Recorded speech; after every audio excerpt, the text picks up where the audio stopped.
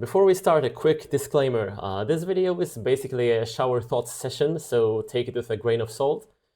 And yeah, the idea for this video was sparked by a question I received some time ago when I was doing a panel on an anime convention, and I was talking about like natural approach, comprehensible inputs, and stuff. And the one person asked, I've been watching anime for like 15 years and I can't speak Japanese, like no Japanese.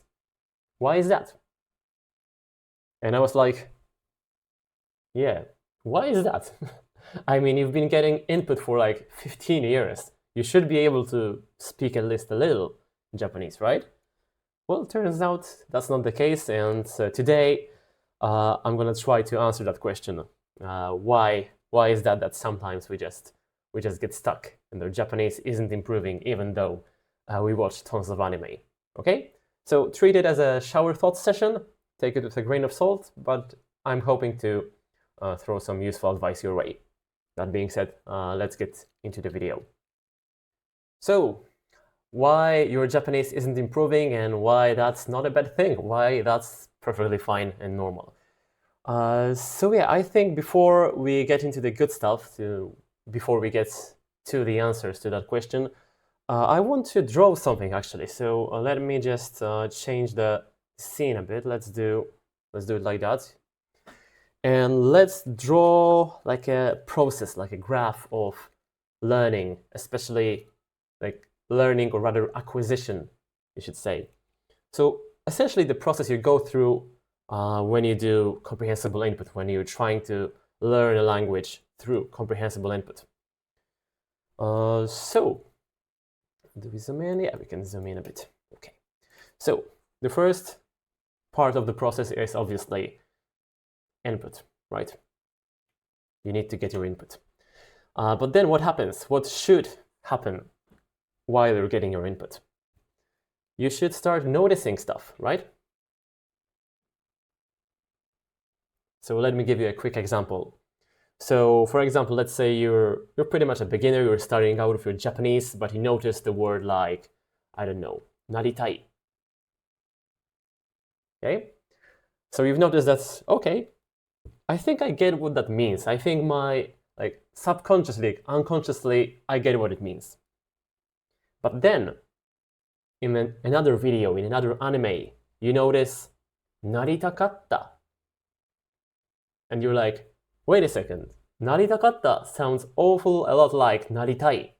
Naritai, naritakatta.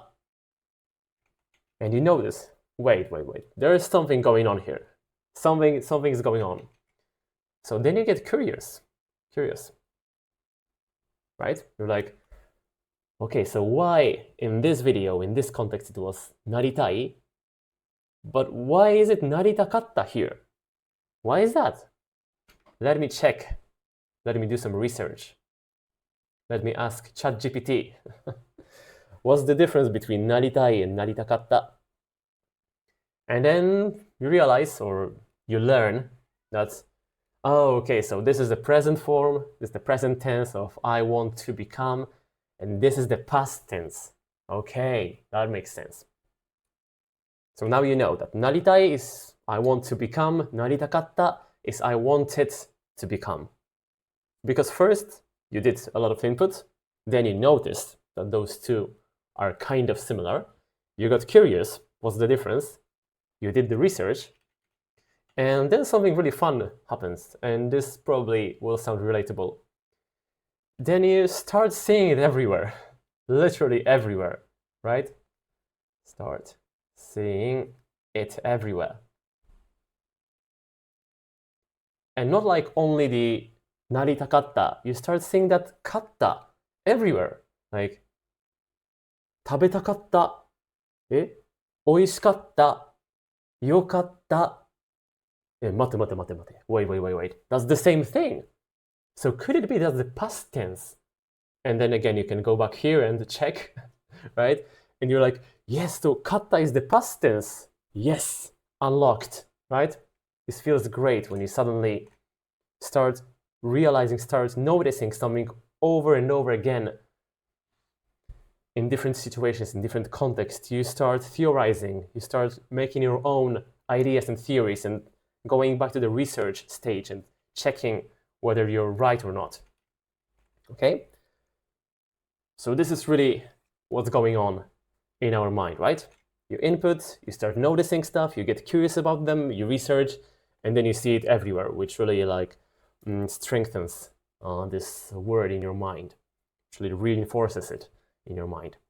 Okay, so for now, let's zoom out a bit, and let's get to what I think are the reasons your Japanese might not be improving. And the reason why I wrote this little graph, this process here, is that I think the reasons why your Japanese is not improving are really closely related to this very process. So let's go with the first one. I think the first reason your Japanese is not improving is the simplest reason ever.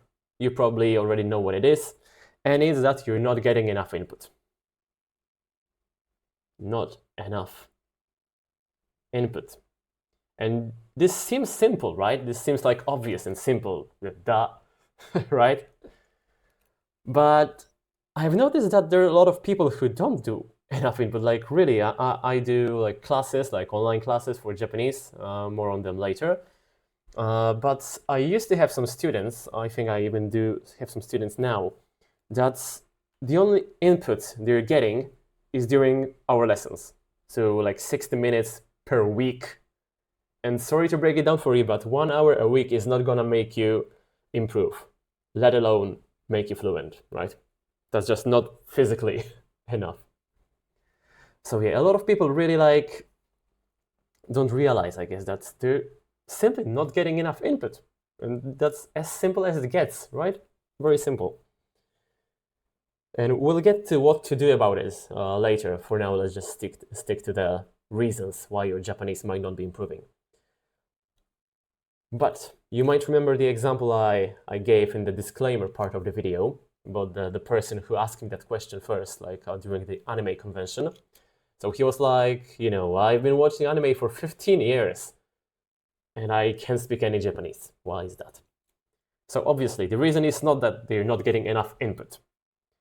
And yeah, here one might argue that but anime isn't really input, it's not really comprehensible.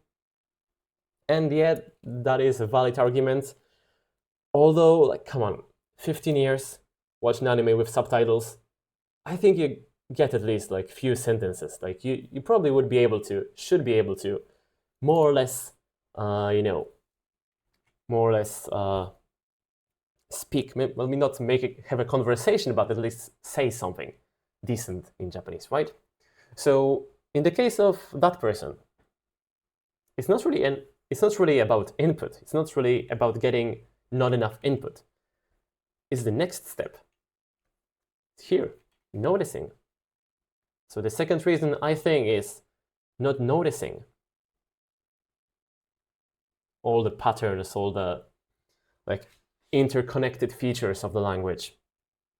So basically you just do your input. You like watch an anime, watch a YouTube video, but you just play it and let it go. It's like passive input. It's not active input, right? You just let it play, whatever, in the background of the second screen or something, right? You're not really paying attention. You're not in the zone. You're not focused on what's happening, right? And here I think I wanted to say something else, but my notes are messy as always. Yeah, so simply said, sometimes even though you might be getting enough input, that input might not be like of a high enough quality. And I'm not speaking like anime versus comprehensible input videos. I'm talking about you just not paying enough attention, and you know, the thing you're watching it passively instead of actively. And again, we'll get back to it. We'll get back to what you can do about it a bit later on in the video. Okay. So yeah, the main things are input, noticing. There isn't really anything wrong with getting curious or doing research or seeing it everywhere. I don't think you can go wrong, as long as you don't do too much research, because then you might get overwhelmed with all the rules, all the exceptions, but I don't really think that's the reason. That's a reason your Japanese isn't improving. I think the other reason, the third reason your Japanese isn't improving, is that this process, this graph we wrote here, it's incomplete. Most people stop here. But if you stop here, that's really, really not good, in my opinion. If you want to improve, that is, of course. So what's the next step? What should you do after seeing something everywhere? So the last step is something called retrieval. And I think I did talk about it in some other video, but you probably haven't seen it, so YouTube algorithm really hates my videos, right? Whatever. Anyway, so let me talk about retrieval first. What is it? What it's all about? Well, it's about recalling, trying to remember all the information, all that you've learned, all that you've heard so many times, all those stuff that you've seen and heard so many times during your input sessions. Now you need to actually go in here and get it out and retrieve it from your memory. Okay? Because only then do you actually train your brain in accessing that knowledge that is here. Because up until this point, all you've done is building passive knowledge. Okay? You do active inputting, hence you notice, but you never recreate it, right? You never stop and think to yourself, wait, what was that word I learned today? What was that grammar point I learned today? What was it? Can I really remember what it was? If I hear it, I understand it.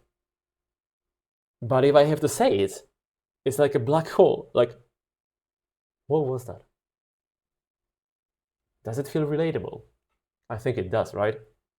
So that's what retrieval is all about. It's about getting in here instead of input over here. It's getting in here and trying to find all of those passively acquired vocabulary, grammar, phrases. Because that's what happens during a real conversation, right? You need to be able to look through here and grab the correct word, the correct phrase, right? So you need to train your mind in doing it, in retrieving, in recalling, in remembering, because it's much easier said than done, trust me on this one. So the third rule is not doing retrieval. And we will talk about how you can do retrieval on your own in a second, but if you're still not really sure what it's about, what's the mechanism, so let me do something kind of rude. Can you remember what were the 3 reasons that your Japanese might not be improving? Can you remember the process? This is step 1, the step 2, 3, 4, 5. Chances are you can. Chances are you can't. But let's say you can't. Let's say you remember something but not everything. You can't really recreate it. But they were here. It was all here just a second ago. I've been talking for 10 minutes now? And it was here all this time. Doesn't it feel familiar? Oh my God, it was just written here. Why can't I remember it? My students also have this reaction when I do this to them first time. So they're like, oh, it was here a second ago. Why can't I remember it? Am I stupid or something? Am I bad at languages? No, your brain is doing exactly what it's supposed to. It doesn't remember stuff that's not useful. It just forgets. And it's perfectly normal. It's not because you're stupid. It's not because you're bad at learning. It's natural. That's what's supposed to happen. But this really comes to show that, that input only will only get you so far. In my opinion. Again, shower thoughts.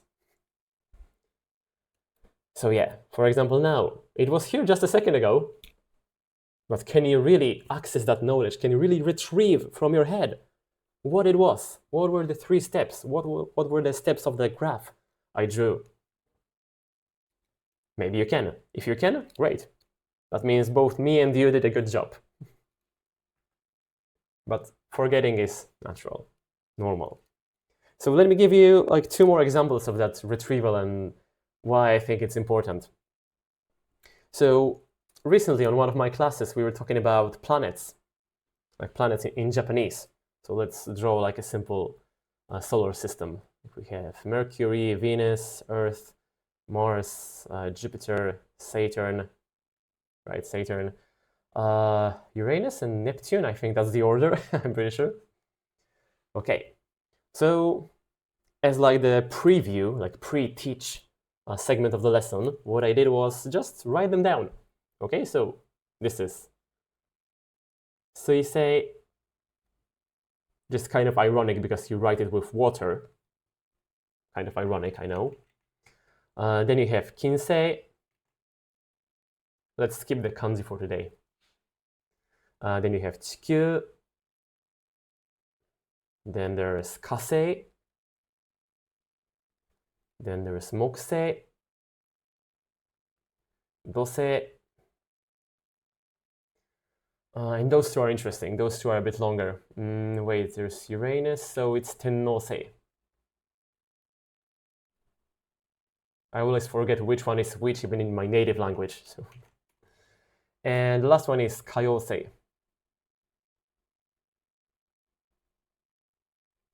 Okay, so during that lesson, we went over it. I did also introduce the kanji, so it took a bit more time. But basically, I just wrote down 8 words. And then I was like, okay, great. Tell me what the names of the planets were. And again, the students are like, what were them? I forgot. Like, they could remember some like, suisei, 覚えてない。地球、火星、覚えてない。So they could remember a few, but they couldn't recreate them all. Why is that? Because it's first of all, it's the first time they saw those words. Second of all, it's the first time they tried remembering those words. Okay? And the more you do it, the easier it becomes. Like, after I asked them to recreate those words once, then we again wrote them down on a separate layer, like here. We wrote them down again. Like, okay, suisei, kinsei, again. Okay, so let's do it again. What were the planet names? And here's something interesting happens. They could remember 1 or 2 more, or maybe 3 more, depending on the student. So with each time you try to go inside here and fish for that information, with each try, it becomes easier. But it's hard at first. You might not be able to remember anything at first. And that's okay. That's what's supposed to happen. But what's important is that you try, that you go here and look for it, because you're training that conversation mechanism. You're training your brain to recognize, okay, this context, I need to find this word, right? Another example, real quick this time. You know Apple, the company. So could you draw the logo of the Apple company from memory? You've seen it thousands of times, right? Was it symmetrical? Was it bitten? If it was bitten, on which side of the apple was bitten? Did it have the leaf? Did it have the stem that connected to the leaf? You know, that one at the top of the apple. Did it have that little, you know, kind of stem-like thing at the bottom that apples do have, right? So could you really draw Apple logo from memory?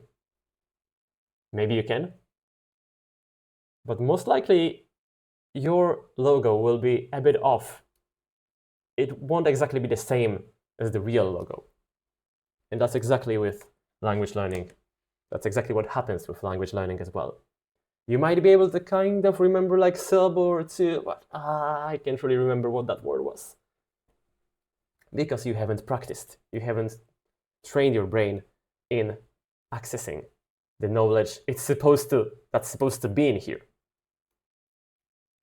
So what it looks like in the end is that, okay, I can understand Japanese, I can speak it, or like I can follow anime, but I can't say anything. Maybe you've experienced this when you've been like, I don't know, let's say, for example, me. I've been studying German at school for 9 years of my life.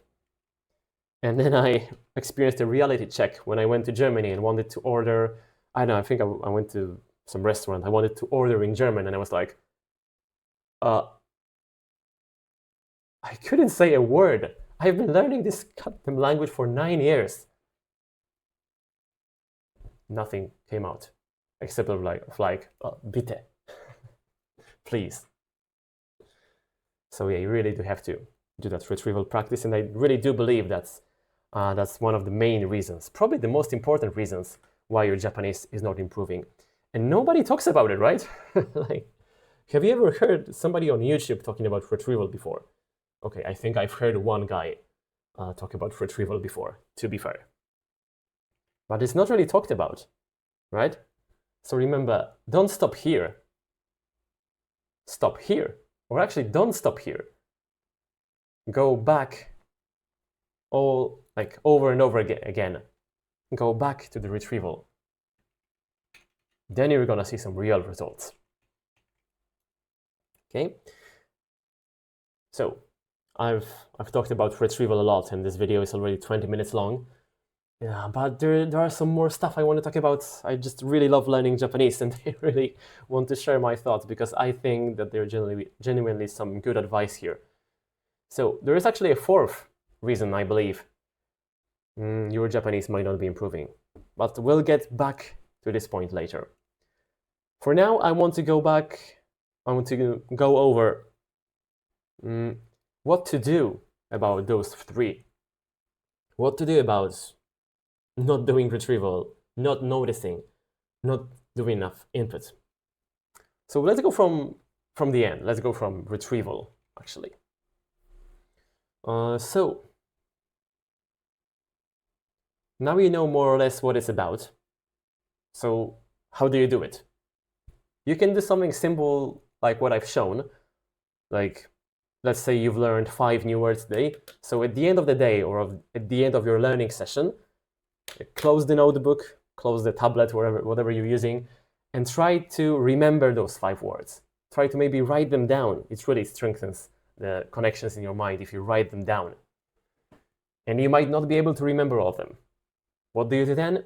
You go back and check what they were. Then you close it again and try to write them down again. Really simple task, really effective. Other than that, you can just do it in your inside of your mind, like, okay, what were they? Okay, there was this, there was this, there was this. Okay, reviewed, retrieved, right?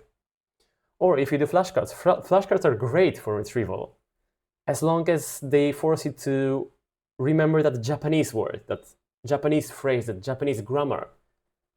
So for example, you have your native language word, or even better, your native language sentence, and then Japanese sentence.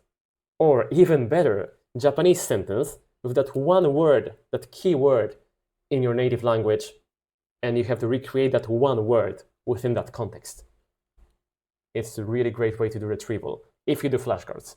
I think I grew kind of tired of flashcards, so I just keep a notebook and write down new words, and then cover the left side of the notebook and then look at the definition. Okay, this one was this one. This one was this one. Okay, I remember. So there are a few ways you could go about retrieval. Of course, speaking the language is also a form of retrieval. It's like more random, more freestyle, but it's also a form of retrieval. Okay, so that's what you can do about our third reason. What can you do about the second one, though? How do you notice stuff? Well, first of all, you're focused, right? I mentioned before that a lot of not noticing happens when you're passively inputting, where you're not in the zone, where you're not focused.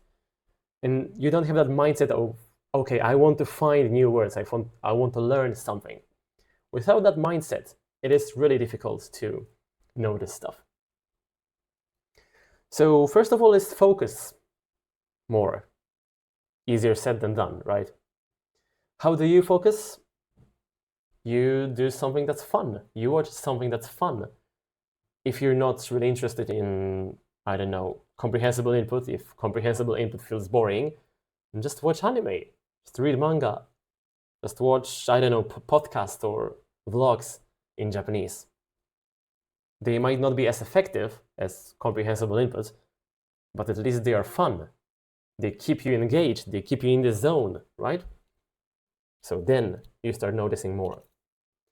And here, just a small point I want to make. I've noticed that there are a lot of folks with ADHD recently. Maybe not recently, but in general. But there's a lot of people that suffer from ADHD, and I have a few such people as my students. And what I've noticed is actually really hard for them to make progress. And my guess is that the input they're doing, they're not able to focus enough on it to notice things. Because again, if you have ADHD, it's like harder for you to focus on one thing, or the other way around, right? You either can't focus or you get hyper focused. But sometimes it might be tricky, right? If you have ADHD, then you probably know the feeling. I don't know that feeling because I'm probably not an ADHD person, but I've worked with a couple of ADHD people, and I think I can imagine what it's like. So yeah, if you're having trouble with your attention span, with your ability to focus, then that might be the reason why your Japanese isn't really going anywhere. Okay, just a brief side note. Okay, that being said, let's go to the most tricky part about this whole thing, about not getting enough input, right? So what do you do about it? What do you do about not enough input? And there's a couple of things you can do, but let me take a sip of water first, because I've been talking for like 30 minutes and it's really difficult for me to like speak English for prolonged periods of time.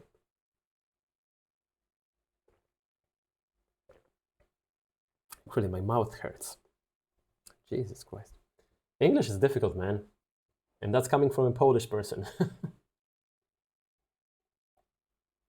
Okay, anyway, let's go back to the video. So with input, there's a common theme about not getting enough input, right? Oh, I don't have enough time. I don't have energy. I'm tired. I don't feel like doing that today. I know I should, but I don't feel like it. I'm tired after work. I don't have time. And that might be a valid argument. Might be. But I want you to think about it for a second. You want to learn Japanese, right? You want to improve, maybe. Maybe you just want to watch anime, which is fine.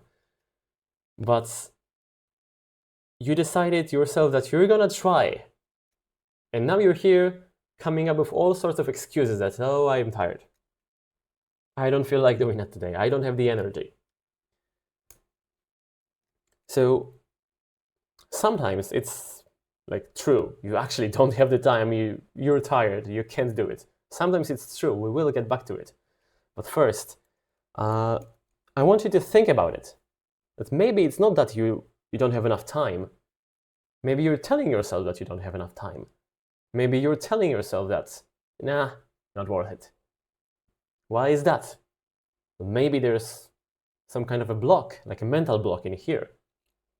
I know it is the case for me. I'm trying to like conquer it, I guess. So maybe you're like me, and your whole childhood, you've been hearing that, oh, you're so smart, you're so gifted, you're always the best, right? You're always at the top of your class. Like maybe not number one, but like number 2 or 3, right? You're so amazing. If you just tried harder, if you just, if you just really tried, really focused, You have so much potential. Does it sound familiar? Maybe. It was the case for me. I was the gifted child, right? And now I'm like, okay, my brain is like, okay, so I'm the best, right? I'm great. I have potential. So why is that when I watch anime, I sometimes don't understand? Wait, I'm supposed to be the best, right? Just as my neighbor is now the best for drilling the walls. Hopefully you can't hear that. Anyway, so in my mind it's like, wait, I'm supposed to be the gifted one. I'm supposed to be talented. I'm supposed to be great at language learning. And yet I watched this anime and I just couldn't understand a single word of the dialogue. What's wrong with me? It's scary, right? Like, wait. I'm the best one, right? I'm the gifted one. No way. I don't want to feel like it. I don't want to feel like I don't understand something. And my unconscious is like, okay, you don't want to feel bad? So don't watch anime. Problem solved, right? If you don't want to feel bad, don't watch anime. Then your ego of the perfect gifted child will be safe. So that's the case for me. Maybe you're similar, maybe you're completely different. But what I want you to do is to ask yourself why you're coming up with excuses not to input. Is it an actual lack of time or energy? Or is it a protective mechanism of your mind to like, no, don't bother. No, that's scary, that's painful. Okay? So give it a thought. I know we've gone like really like deep all of a sudden, but I really think there is something to be found there on the inside.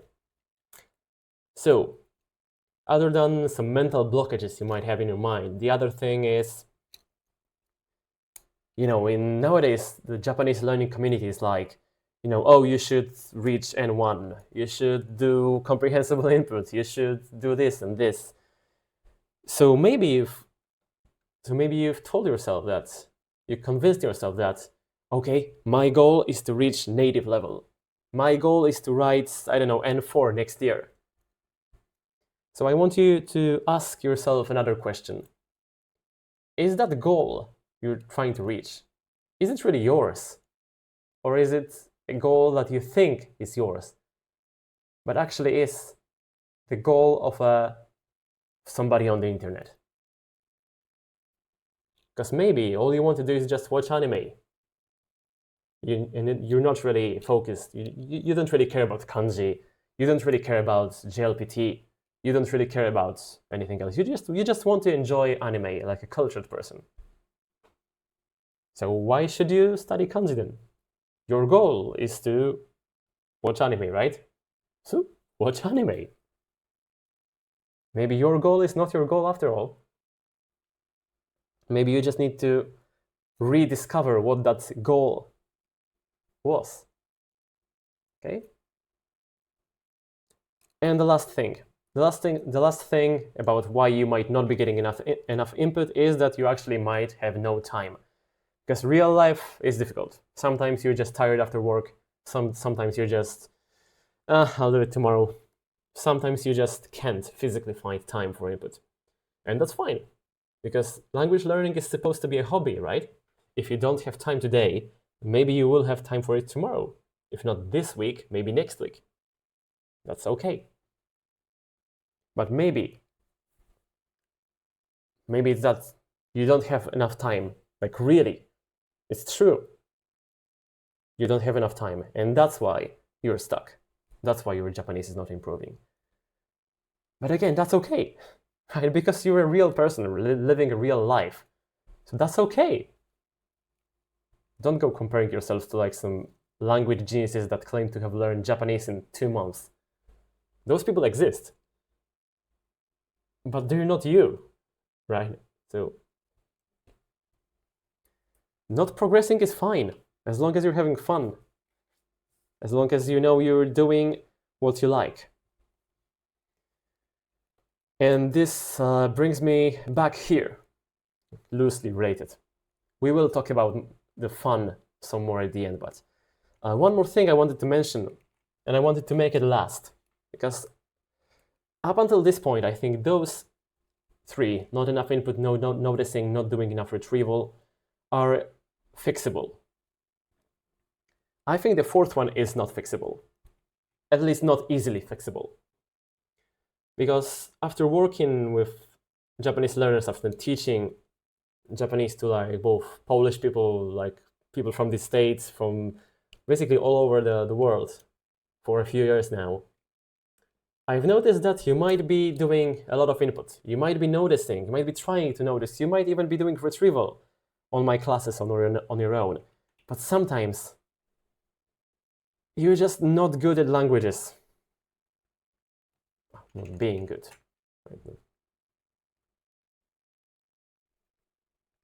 At language learning. And that's okay. Some people are just not talented in language learning. Some people just aren't good at language learning.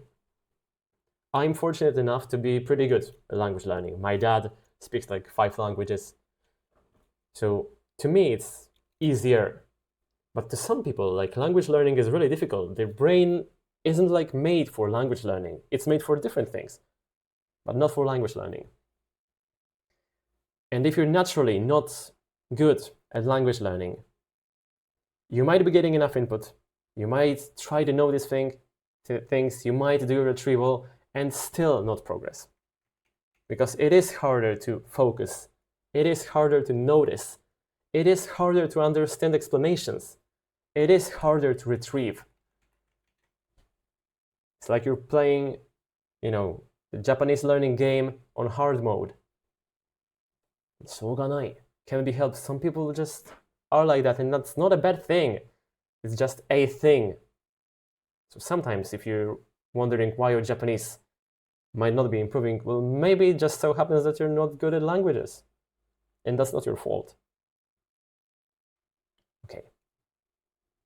So I think those are the 4 reasons why your Japanese isn't improving. So I also want to talk about why that's okay. I've touched on it briefly before. That, on the internet, there are people telling you that you have to do this, you have to study for JLPT, you have to do this, you have to learn kanji, you have to learn grammar, and you have to do it in the natural approach, the comprehensible input approach, because that's the most effective way to do it. Yeah, that is the most effective way to do it, I think. But remember, like, language learning is a hobby for like 90% of us, probably, especially like Japanese learning. It's supposed to be a hobby, right? But you might know this quote. I don't need to write it for now. I think I can go back to my full screen. So you might have heard this quote about gaming. I'm not sure who said that, but there's this like famous quote on the internet that's given enough time, the players will optimize the fun out of the game, because they will find the most effective way to do something, the most effective way to beat the game. But the most effective ways are usually not the most fun ways, right? So I think that's kind of what happened with the language learning, like the advent of social media and stuff. So that's the language learners, given enough time, will optimize the fun out of language learning by saying stuff like, oh, you need to do comprehensible input, you need to learn grammar, you need to learn kanji. And I'm kind of guilty of it, right? Because I do comprehensible input content on the internet. Yeah, but really, I think like what we want to do and we want to realize is that we need to fun the optimization out of learning, if that makes sense. We need to bring the fun back to the language learning and leave the optimization alone. Leave it behind. Okay, and yes, you might not improve, but at least you'll have fun time. I mean, personally speaking, I think that's more important. I think that having fun is much better than having a terrible time but improving. I also feel like, in this age, like, we've forgotten how to be bad at stuff, right? Because the real joy is to be able to enjoy something while being bad at it. And I think that's a skill we need to relearn as a society. Might be a bit too big of a word, but as learners, I think we need to remind ourselves to find joy in being bad. Okay? Yeah, let's go back to the screen because there's something more I wanted to write regarding the fun and the optimization out of learning. I recently stumbled upon a really nice quote in one of my favorite J-Rock songs. So let me just write it real quick. なんだろう、漢字で書きますか? Let's write it in kanji, okay? You might be able to like screenshot it, add it to your flashcards or something.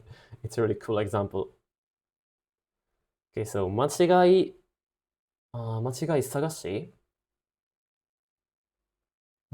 探しの旅に疲れたなら、Okay, 最初 Sorry for my terrible handwriting. I want to write it pretty fast, so that's why my handwriting is terrible. 最初に好きだったことを思い出してみて。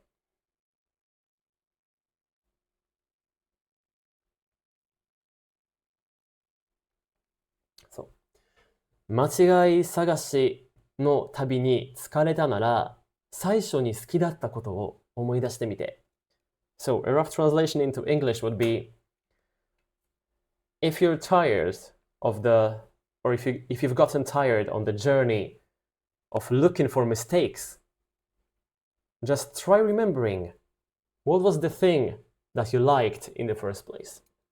If you're tired about optimization, if you're tired about constantly looking for things to improve, try remembering why you started in the first place. And that's also very profound, I think. And ever since I've heard this quote in that song, I was like, yeah, why did I start learning Japanese? And I was like, wait, I'm just a weeb. I like anime girls.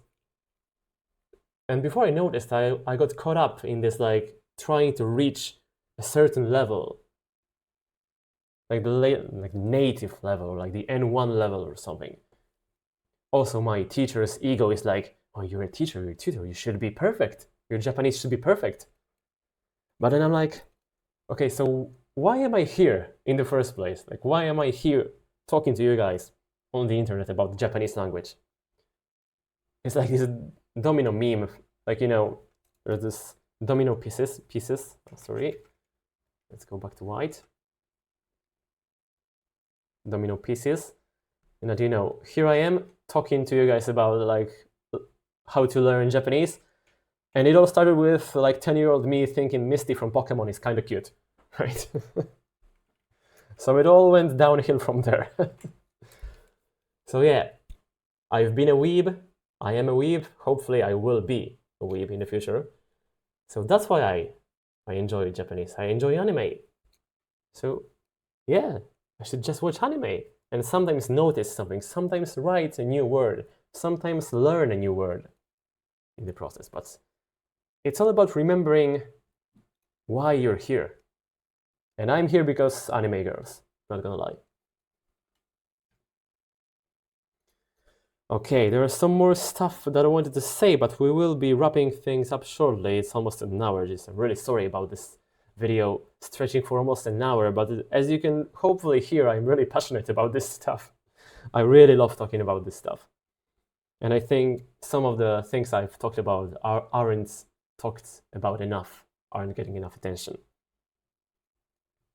So the bottom line is, you need to find your 最初に好きだったこと and stick with it even though it might not be optimal. And that's why not improving is fine. It's okay your Japanese is not improving because you're having fun. Hopefully you're having fun. Even if you're not, don't go comparing yourselves to others. Why would you do that? You're you, they're them. Just try to enjoy what you do, even if it's not the perfect way, the optimal way. So, yeah, I think that's about it. Let's go back and wrap things up. So, I think the process of language learning is more or less like this. You input, you notice, you get curious about what you've noticed, you do the research, then you start seeing it everywhere. But please don't stop here. Do the retrieval. Go inside here and try to remember what that word was, because you're essentially training your brain to, to speak, actually, to find correct words. And it's an invaluable skill to have in language learning. Even if your goal is only to watch anime, I see no downside to doing retrieval.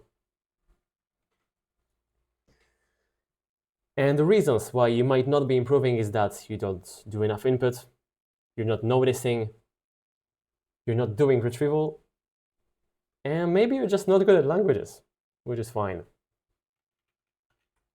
Okay, so I think that's it for today. Let me guys know what you think about this whole topic, about what are the reasons that people are stuck. Maybe what's the reason you're stuck in your Japanese learning.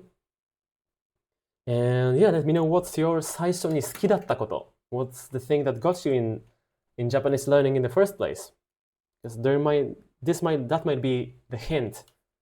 That might be the missing piece of this whole process, right? So, last thing, shameless self-plug, because during this video I've been kind of mentioning my classes and me being a language tutor. So, actually, right now I'm in the middle of a sign-up process for the summer semester of my online course. I don't think that's a good word to use, but anyway, I do teach Japanese online using the natural approach and the retrieval practice, kind of like a mix between the two. And yeah, my classes are 100% in Japanese, even at the beginner level, or like 95% in Japanese. Sometimes there's a joke in English I really want to say, or something. So yeah, if you're interested in learning Japanese with me, the natural way, the retrieval way, then let me know. Send me an email at iroiro.nihongo@gmail.com. I will be sure to leave the link or the address in the description and in the pinned comment. So there are still some slots available in the group classes. So if you want to check it out, yeah, hit me up, let me know, write me an email. And yeah, I feel like my classes kind of encapsulate what we've talked about here. Like, they might not be the most optimal way to learn. I think they're quite optimal, but definitely not the most optimal way. But I do believe they are fun. First and foremost, they are fun to follow, fun to take part in, and also useful. So if you're interested, if you want to support me and support what I do, then please let me know. Yeah, by writing me an email. So, shameless plug over. Thank you guys so much for sticking around for almost an hour. Thank you for listening to my shower thoughts. Hopefully I could throw some useful advice your way. Let me know what you think. Let me know what's the reason you're stuck. You might be stuck or you were stuck. And yeah, that's it for today. Thank you guys so much for watching. And yeah, if you're curious, do check out my comprehensible input content. There's some good stuff there. Okay. じゃあ皆さんありがとうございました。Thank you so much. Take care and hope to see you in my other videos. Bye. Take care.